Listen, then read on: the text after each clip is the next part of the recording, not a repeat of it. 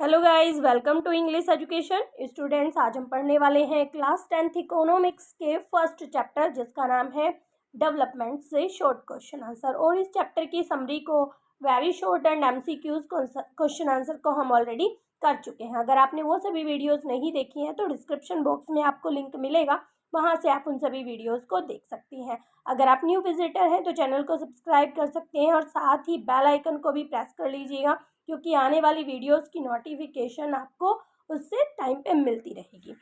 तो चलिए स्टार्ट करते हैं। क्वेश्चन है हमारा, what are the major attributes of development considered by UNDP in making the human development report. तो देखिए, सबसे पहले तो हमें पता चला ह्यूमन डेवलपमेंट रिपोर्ट किसके द्वारा बनाई जाती है, यूएनडीपी के द्वारा बनाई जाती है। शॉर्ट फॉर्म है, आप इसकी फुल फॉर्म फाइंड आउट करेंगे। ठीक है, तो यहाँ पर पूछा गया है कि यूएनडीपी जो ह्यूमन डेवलपमेंट रिपोर्ट बनाती है, उसे बनाने के लिए कौन सी मुख्य विशेषताएं ऐसी हैं जो उसके अंडर रखी जाती हैं, जिन पर ध्यान दिया जाता है।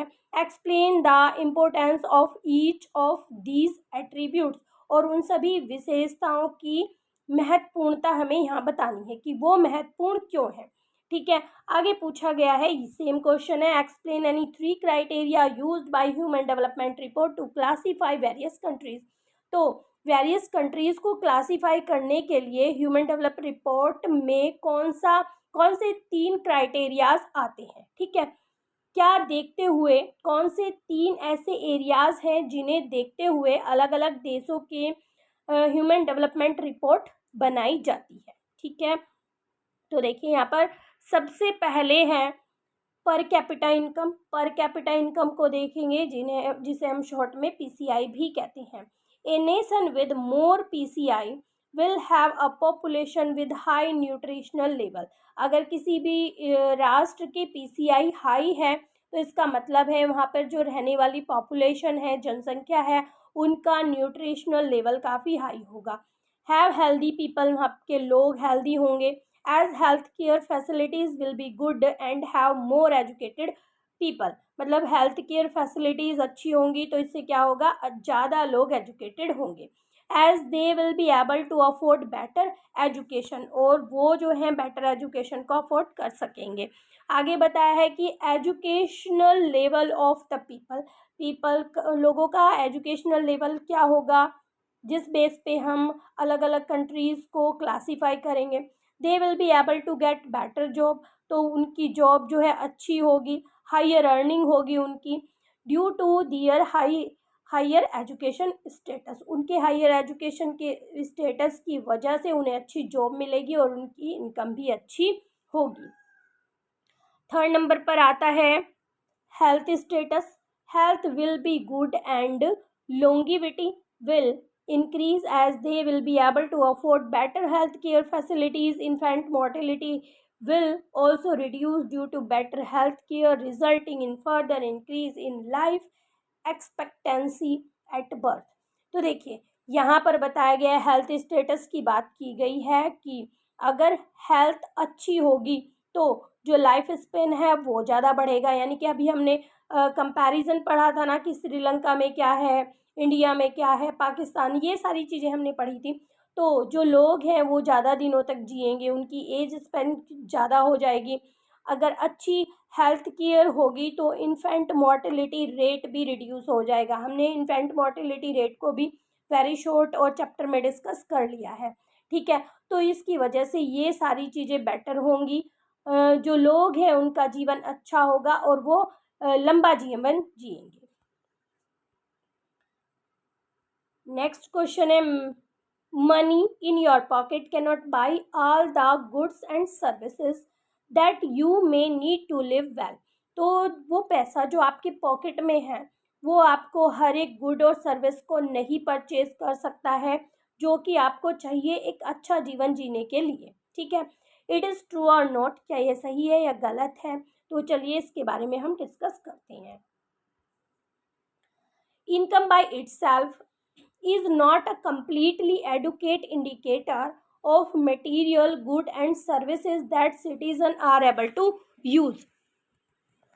इनकम पूरी तरह से पर्याप्त इंडिकेटर नहीं है कि वो जो हम गुड्स और मटेरियल सर्विसेज हमें प्रोवाइड की जाती है उन्हें हम यूज़ कर सकें। नॉर्मली बात बताई गई है, मनी के not buy as a pollution free environment.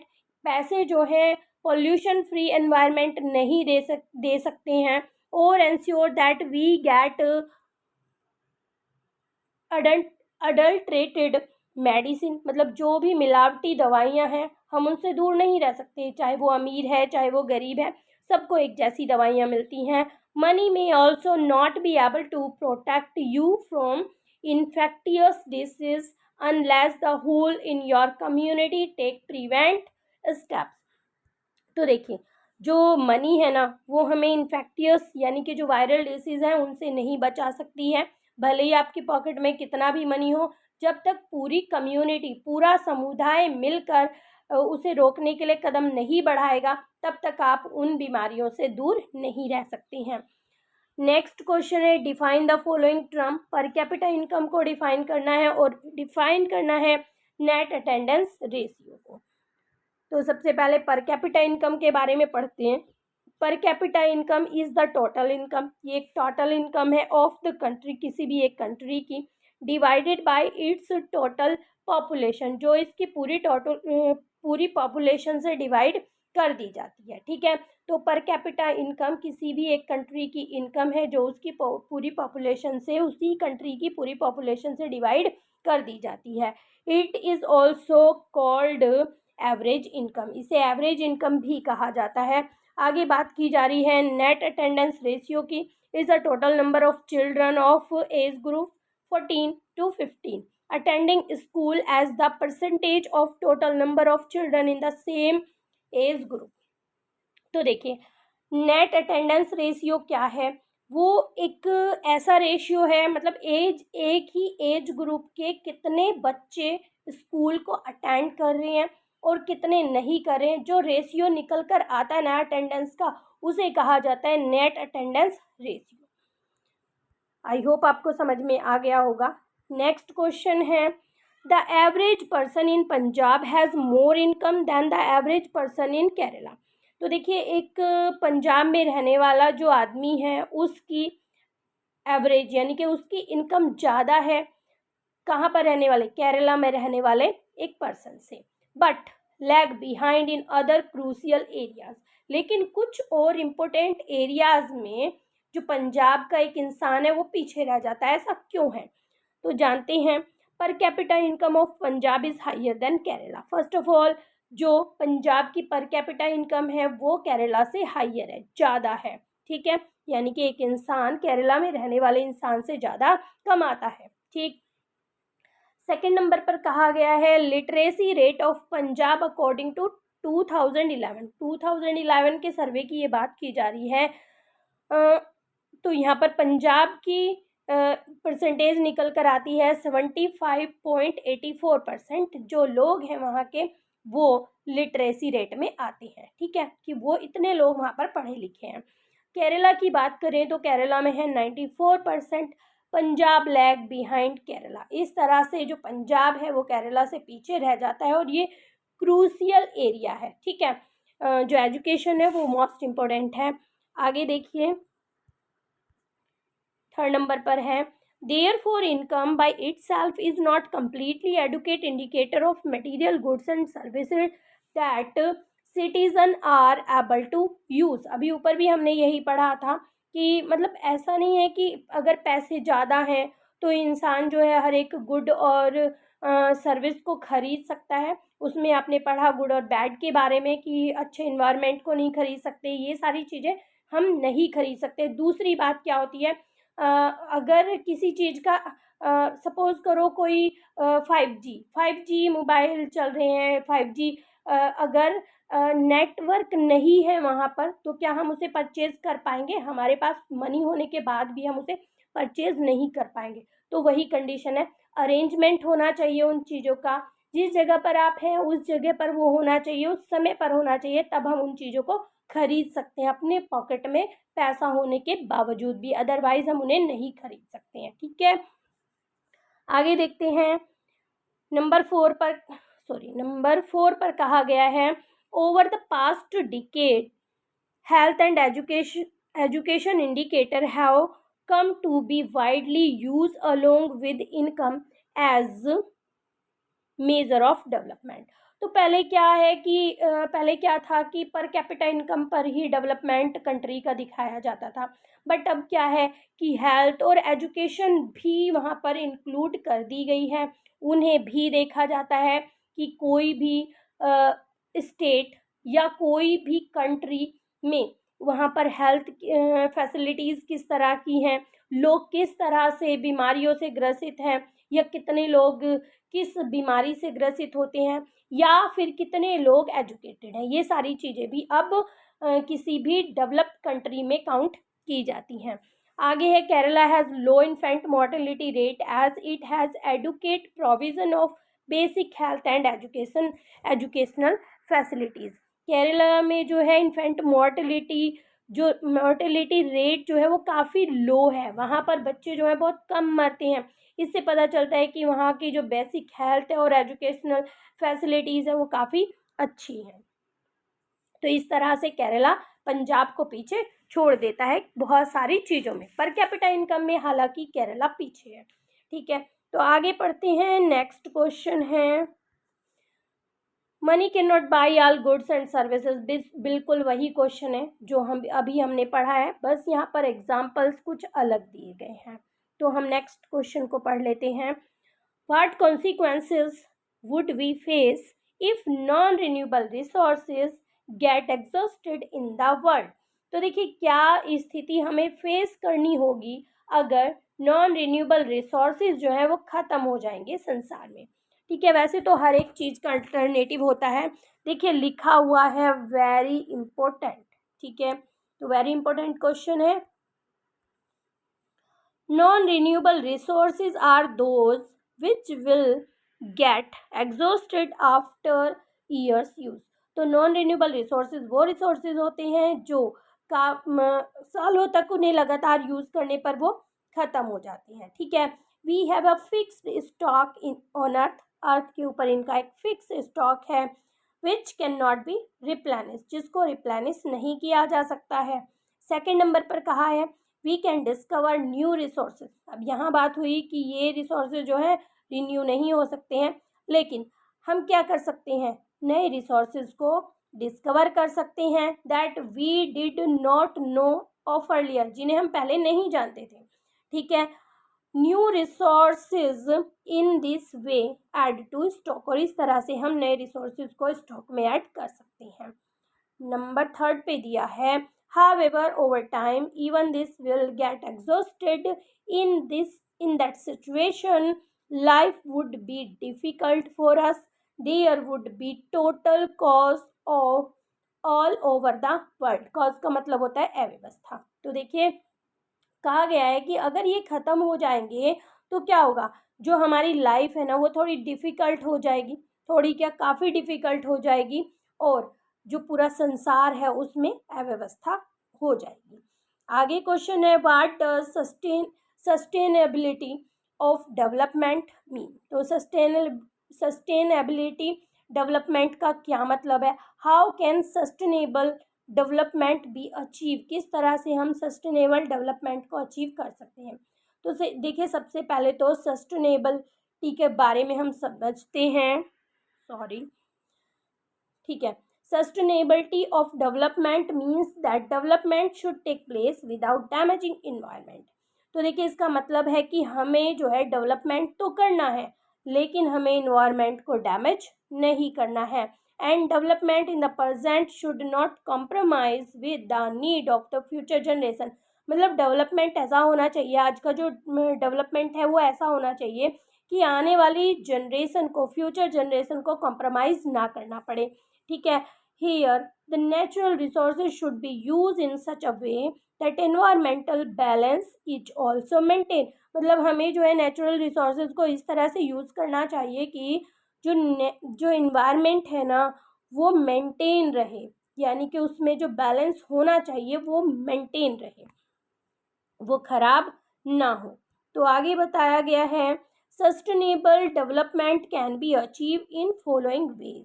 इन तरीके से हम सस्टेनेबल डेवलपमेंट कर सकते हैं। By scientific and proper use of resources. हम साइंटिफिक तरीके से और प्रॉपर तरीके से रिसोर्सेज को यूज़ कर सकते हैं।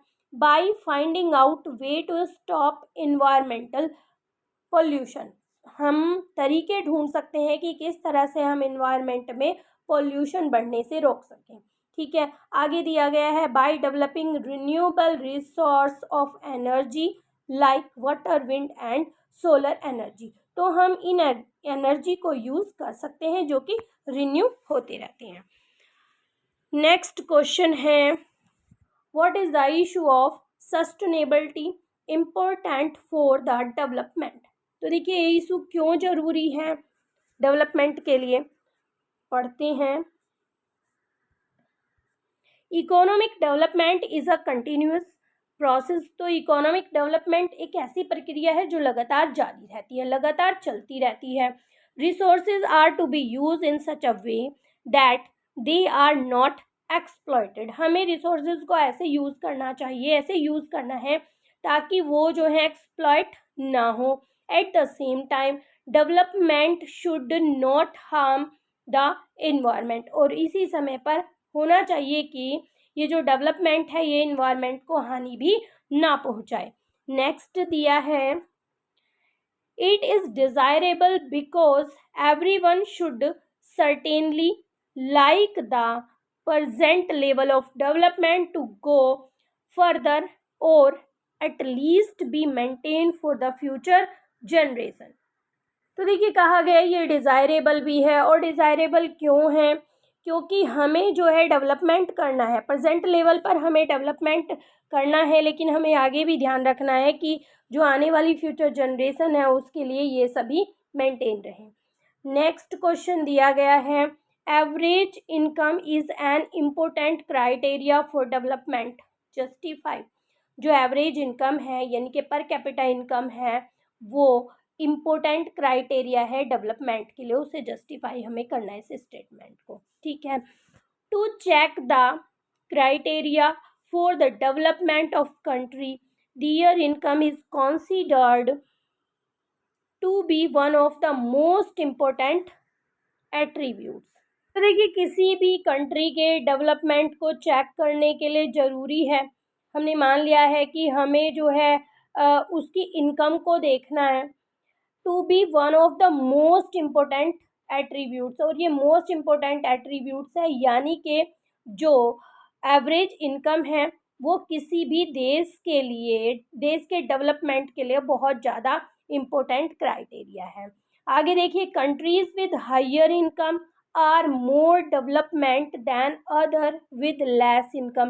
वो कंट्रीज जिनकी इनकम हायर है वो ज़्यादा डेवलपमेंट है, किनसे, जिनकी इनकम कम है, उन कंट्रीज के कंपैरिजन में हायर इनकम वाली कंट्रीज ज़्यादा डेवलप है।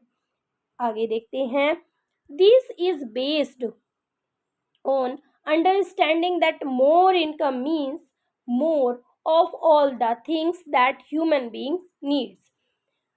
Whatever people like and should have, they will be able to get with greater income। तो देखिए ये मान लिया गया है, ये सारी चीज़ें जो है मान ली गई हैं कि मोर इनकम का क्या मतलब है कि ह्यूमन के पास वो सारी चीज़ें बहुत ज़्यादा मात्रा में हो जिसकी उसे ज़रूरत है, जिसे वो पसंद करता है, और जो उसे चाहिए ही चाहिए, जिनकी उसे ज़रूरत होती है। तो अगर इनकम ग्रेटर होगी, ज़्यादा होगी, तो वो ये सारी चीज़ें गुड्स एंड सर्विस ले सकता है।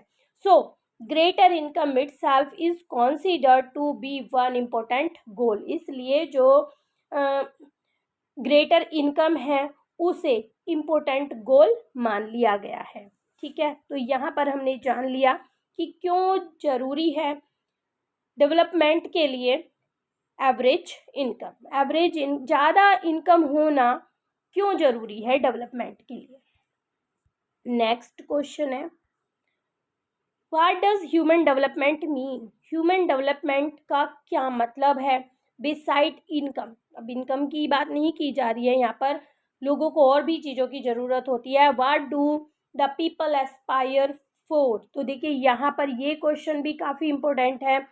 तो क्वेश्चन में पूछा गया है कि what does human development means, human development का मतलब क्या है, इनकम को छोड़कर उसे और कौन सी चीज़ों की ज़रूरत होती है, कौन सी चीज़ों की वो इच्छा रखता है। तो देखिए, human development means development of an individual in such ways that he could lead a happy life. मतलब एक किसी भी इंडिविजुअल की बात की जा रही है कि उसका जीवन बेटर हो, वो खुशी से अपना जीवन जिए, ये होती है ह्यूमन डेवलपमेंट। ठीक है, according to his cherished wish to genuine, जैसा कि मतलब वो चाहता है जिसमें उसे खुशी मिलती है कि वो अच्छा जीवन जिए, वो वो वो उसे सारी खुशियाँ मिले जो वो चाहता है, वो अपना जीवन खुशी से व्यतीत करे, और उसे ही वो डेवलपमेंट मानता है कि वो जो सारी चीज़ें उसे नीड होती हैं वो उसे टाइम से मिलती रहें। The measure for looking at development other than income are quality of life and environmental sustainability। तो देखिए, यहाँ पर डेवलपमेंट के साथ साथ दूसरी चीज़ों की भी ज़रूरत होती है जिससे कि उसे अपना जीवन यापन करना होता है कि वो क्या कहते हैं, डेवलपमेंट करता रहे, और जो वर्ल्ड है, इन्वायरमेंट है, उसमें कोई प्रॉब्लम क्रिएट ना हो। तो देखिए, यहाँ पर बताया गया है beside income people Aspire for regular work, उन्हें क्या ज़रूरत होती है, वो क्या इच्छा रखते हैं, वो इच्छा रखते हैं कि उन्हें रेगुलर वर्क मिले। ऐसा नहीं हो कि आज हमें बहुत सारा पैसा मिल रहा है, हम काम कर रहे हैं, अगले आने वाले कुछ सालों तक हम फ्री बैठ जाएं, ये सही नहीं है। वो चाहेंगे कि उन्हें रेगुलर वर्क मिले, बेटर वेजेस मिले, जो काम वो कर रहे हैं उसके लिए अच्छा पैसा मिले, डिसेंट प्राइस मिले for their crops and other product, जो प्रोडक्ट क्रिएट कर रहे हैं या क्रॉप ग्रो कर रहे हैं तो वो चाहेंगे कि उन्हें उसके लिए अच्छा पैसा मिले। People also want equal treatment, इसके साथ साथ वो चाहेंगे कि उनके साथ ट्रीटमेंट जो है इक्वली की जाए, यानी कि भेदभाव ना किया जाए, उन्हें आज़ादी भी मिले कि जब वो चाहे काम कर सकें, जब वो चाहे छोड़ सकें, तो उन्हें फ्रीडम भी चाहिए, सिक्योरिटी भी चाहिए उन्हें कि उनकी जॉब जो है प्रॉपर रहे, एंड रेस्पेक्ट ऑफ अदर, और उन्हें जो है सम्मान भी चाहिए। दे रिसेंट डिस्क्रिमिनेशन, और वो चाहेंगे कि उनके साथ भेदभाव ना हो। तो यहाँ पर हमने जाना कि ह्यूमन डेवलपमेंट का मतलब क्या होता है। ह्यूमन डेवलपमेंट का मतलब हमने जाना कि वो अपनी ज़रूरतों को पूरा कर सके और उनकी जो लाइफ है वो हैप्पी हो।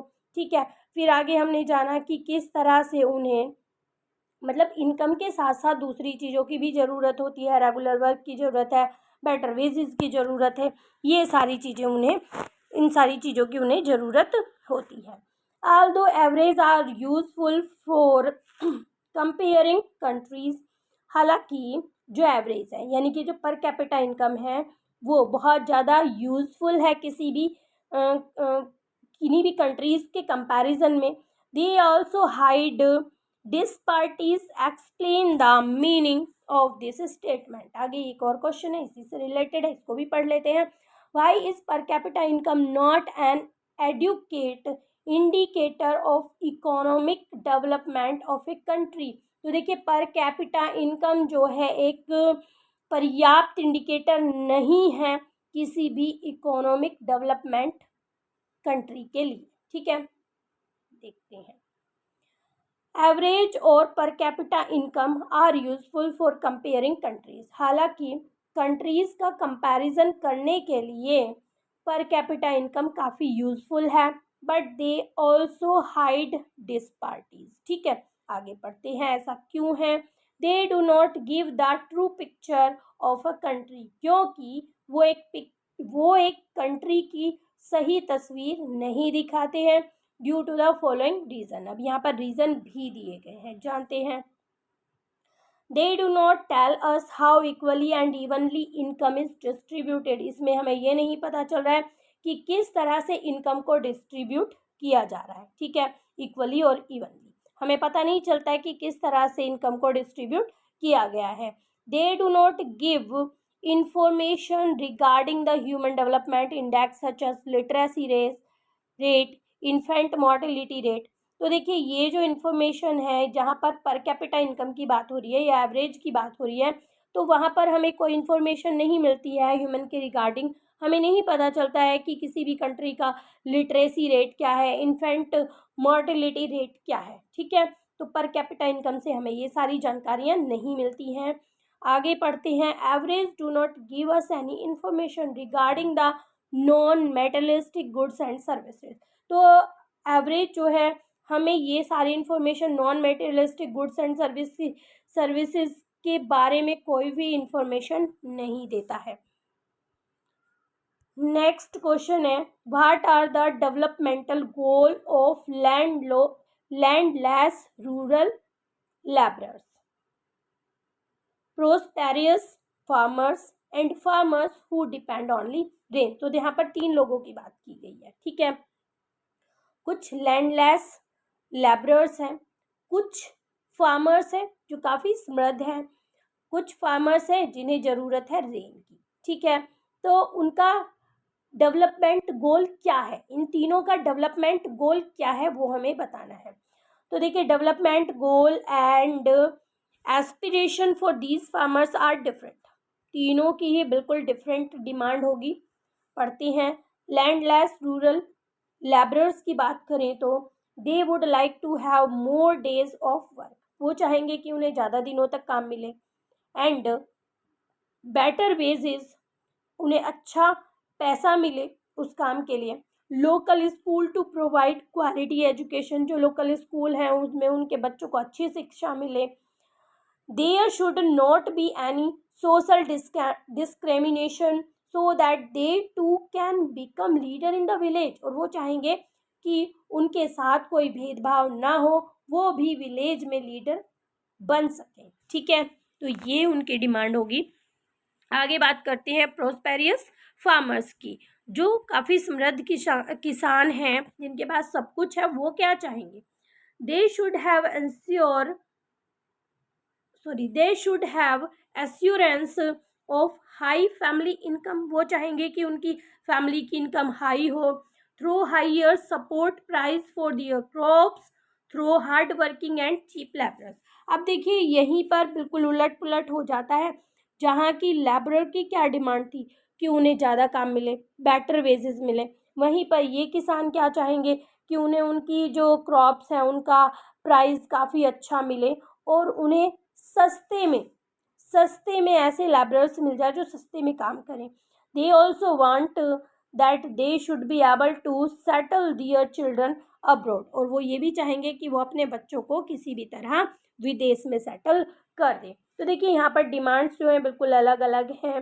Farmers who depend only rains, these kind of farmers main goal is to have irrigational facilities। उनका मेन गोल होगा कि उन्हें जो है इरिगेशनल फैसिलिटीज़ मिले, क्रॉप्स इंश्योरेंस मिले उन्हें ऑन लेस प्रीमियम, और ये जो इंश्योरेंस मिले उन्हें वो लेस प्रीमियम पर मिले। And better facilities of life for them as well as their children, और उन्हें बेटर फैसिलिटीज़ मिले उनके और उनके बच्चों के जीवन के लिए, ठीक है जी। तो नेक्स्ट क्वेश्चन है, developmental goal are different goal also. जैसा कि हमने अभी ऊपर पढ़ा है कि डेवलपमेंटल गोल जो होते हैं वो डिफरेंट होते हैं। Explain with an example. यहाँ पर भी हमें इसी तरह का एक एग्जाम्पल देकर इसे समझाना है, तो समझ लेते हैं। Different person have different notions of development. अलग अलग लोगों के अलग अलग मत होते हैं, अलग अलग विचार होते हैं डेवलपमेंट को लेकर।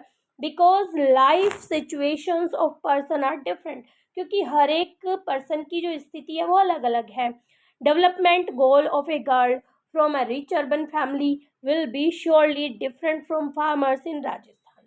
तो देखिए, एक लड़की है जो रिच फैमिली से बिलोंग करती है, उसका डेवलपमेंट गोल बिल्कुल डिफरेंट होगा राजस्थान के एक फार्मर से, ठीक है। बिल्कुल ऑब्वियसली साफ साफ बात है कि दोनों के गोल अलग अलग होंगे। It is because their situation, life style and status are very different from each other. ये रीज़न क्या है? क्योंकि उनकी जो सिचुएशंस है, उनका जो लाइफ स्टाइल है, उनका जो स्टेटस है वो एक दूसरे से बिल्कुल अलग है। बिल्कुल सिंपल सी बात है, ठीक है। A goal of a person is something which is entirely dependent on his or her parents life present life situation। मतलब उसकी प्रेजेंट के लाइफ सिचुएशन भी इस पर जो है डिपेंड करती है कि उनकी डिमांड क्या होगी, उनका गोल क्या होगा। उसकी जो प्रेजेंट की लाइफ सिचुएशन है उस पर डिपेंड करेगा कि उनका गोल क्या होगा। Over a period of time if the situation change, अगर ये सिचुएशन बदल जाती है, automatically goal of a person will also change, तो जो गोल है ना किसी भी पर्सन का वो भी चेंज हो जाएगा। ठीक है, आगे देखते हैं। Girl in India in the rural sector are sometimes not able to get secondary level of education. Give 3 reason for the statement. तो देखिए जो लड़कियां हैं भारत में, जो लड़कियां हैं और रूरल सेक्टर में हैं, वो सेकेंडरी लेवल की एजुकेशन को नहीं ले पाती हैं। ऐसा कारण क्या है? हमें 3 रीज़न यहाँ पर देने हैं। ठीक है, तो सबसे पहले तो जेंडर डिस्क्रिमिनेशन है। तो देखिए India is a male dominating society, जो इंडिया है वहाँ पुरुष प्रधानता है। Particularly in rural areas girl child is discriminated against the male child. और अगर रूरल एरियाज़ की बात करें तो वहाँ पर बहुत ज़्यादा जो है ये डिस्क्रिमिनेशन देखने के लिए मिलता है। गर्ल चाइल्ड को उतनी अहमियत नहीं दी जाती है जितनी कि मेल चाइल्ड को यहाँ पर दी जाती है। And are not even sent for education, और दोनों को जो है जिस तरह लड़कों को स्कूल में भेजा जाता है उस तरह से लड़कियों को इतनी फ्रीडम नहीं मिलती है स्कूल जाने के लिए। दूसरा रीज़न पॉवर्टी भी बताया, यहाँ पर गरीबी भी एक कारण है। Due to wide spread poverty in rural areas में काफ़ी गरीबी है। People want girl to help in household work, look after their sibling and do all household chore. तो देखिए यहाँ पर वो चाहेंगे, जो लोग हैं गरीबी के कारण एक तो वो स्कूल नहीं भेज पाते हैं, दूसरा वो चाहेंगे कि वो बाहर कमाने जा रहे हैं तो जो लड़कियां हैं वो घर में काम करें, उनका घर में हाथ बटाएं, अपने दूसरे बहन भाइयों को की देखभाल करें। तो ये एक रीज़न है। आगे बताया गया है distance. Secondary school are not found in the all village of India. India के सभी गांव में सेकेंडरी स्कूल नहीं पाए जाते हैं। ठीक है, therefore they do not prefer their girls to go to distance like nearby village merely for education. तो ऐसे में जो पेरेंट्स हैं वो नहीं चाहेंगे कि केवल एजुकेशन के लिए उनकी वो जो लड़कियां हैं वो दूसरे गांव में जाएं, पास के गांव में जाएं, दूर कहीं जाएं। तो ये भी एक मुख्य कारण हो सकता है। तो यहाँ पर आपके चैप्टर से सभी शॉर्ट क्वेश्चन आंसर होते हैं कंप्लीट। आई होप आपको अच्छे से समझ में आ गए होंगे। अगर वीडियो आपको अच्छी लगी है तो एक लाइक ज़रूर करें। चैनल पर अगर आप पहली बार आए हैं तो चैनल को सब्सक्राइब करें। मिलते हैं अपने नेक्स्ट टॉपिक में, तब तक के लिए बाय बाय।